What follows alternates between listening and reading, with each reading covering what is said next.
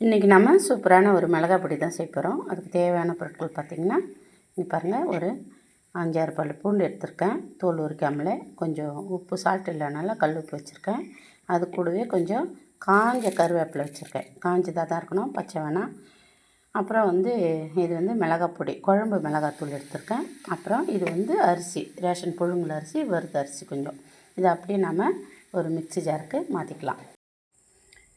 பாருங்கள், சூப்பரான ஒரு மிளகாய் பொடி ரெடி ஆயிடுச்சுங்க. இப்போ இதில் நாம் எண்ணெயும் போட்டு தோசைக்கு, இட்லிக்கு தொட்டுக்கலாம். இல்லைன்னா நெய் காய்ச்சி இதில் ஊற்றி நம்ம தொட்டுக்கலாம். ரொம்ப டேஸ்ட்டாக இருக்கும்.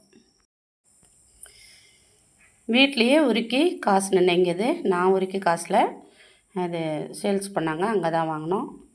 நல்லாயிருக்கும். தோசைக்கு, சப்பாத்திக்கு இந்த நெய் போட்டுக்கணும்.